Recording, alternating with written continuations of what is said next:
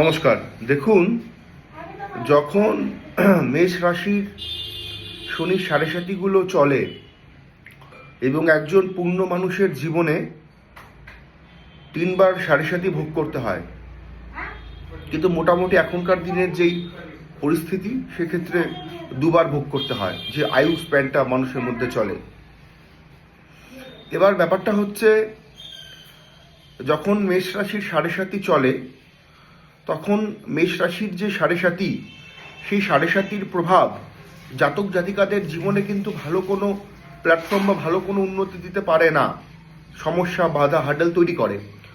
কারণ মঙ্গল যে কিনা মেষ রাশির অধিপতি গ্রহ, আর শনি যেখান থেকে সাড়ে সাতি উৎপন্ন হয় যে প্ল্যানেট থেকে, তাদের যে দুটো ক্যারেক্টার, সেই ক্যারেক্টার কিন্তু সম্পূর্ণভাবে ডিফারেন্ট। এবং এটা দেখা যায় যে এরকম মেষ রাশির জাতক বা জাতিকার অ্যাসপেক্টে শনি যদি জন্মকুণ্ডলিতে খুব ভালোও থাকে, সেক্ষেত্রেও তার প্রারব্ধ ফল হিসেবে শনির একটা নেগেটিভ অ্যাসপেক্ট তৈরি হয়। আর খারাপ থাকলে তো স্বাভাবিক, শনির অবস্থান জন্মকুণ্ডলিতে সাড়ে সাতির প্রভাব প্রচণ্ড থেকে প্রচণ্ডতর বাজে সমস্যা, সেপারেশন, কর্মহানি, শারীরিক ভোগান্তি, আইনি জটিলতা, মামলা মোকদ্দমা দেয়, এটা ফ্যাক্ট। এবার ব্যাপারটা হচ্ছে, আগামী 28 তারিখে এবং 28শে নভেম্বর শনি যখন বকরি থেকে মার্গী হবেন, তার ডিরেক্ট মোশনে যাবে, তখন কিন্তু সাড়ে সাতির প্রভাব বৃদ্ধি হবে। এবার যথারীতি কুম্ভ রাশির প্রভাব বৃদ্ধি হবে, মীনের প্রভাব বৃদ্ধি হবে, মেষের প্রভাব বৃদ্ধি হবে, এবং মেষ রাশির ক্ষেত্রে কিন্তু একটা ডামাডোল পরিস্থিতি তৈরি হতে পারে।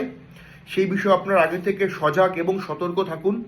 মেষ রাশির অ্যাসপেক্টে একটা অরাজকতা তৈরি হতে পারে, সেই বিষয়ে আপনারা সতর্ক থাকুন, আপনারা সজাগ থাকুন। এখন অবধি যারা সাড়ে সাতির প্রতিবিধান করেননি, তারা ভালো জ্যোতিষীয় পরামর্শ গ্রহণ করুন। আপনারা সোমবার, শনিবার দিন, সপ্তাহে 2 দিন মহাদেবের পুজো, শনিদেবের পুজো, মা কালীর পুজো পাঠ করুন। প্রত্যেক দিন ব্রহ্ম মুহূর্তে ঘুম থেকে উঠে দক্ষিণ দিকে মুখ করে হনুমান চালিসা পাঠ করুন। সাত্ত্বিক জীবনযাপন গ্রহণ করুন। অ্যালকোহল বা কোনো নেশাজনিত দ্রব্য গ্রহণ করবেন না। যতটা সম্ভব নিরামিষের উপরে থাকুন। লোকদেরকে শ্রদ্ধা করবেন, কর্মের প্রতি পূর্ণ আস্থা রাখবেন। এবার দেখুন, এসব করার পরেও না একটা হার্ডেল কিন্তু আসবেই, কারণ আপনি আপনার প্রারব্ধকে পরিবর্তন করতে পারবেন না। আমরা যেরকম কর্ম করি, আমরা যখন জন্ম নিই না, আমরা শুধু একটা দেহ নিয়ে জন্ম নিই না, আমরা আমাদের প্রারব্ধ নিয়ে জন্ম নিই। যার যেরকম প্রারব্ধ, তার জন্মকুণ্ডলী ততটা বাজে বা ততটা ভালো হয়। সুতরাং কর্ম করুন, ধৈর্য ধরুন, নিষ্ঠা সহকারে নিজের জীবন এবং পরিবারকে পরিচালিত করুন, এতে বেটারমেন্ট পাবেন। নমস্কার।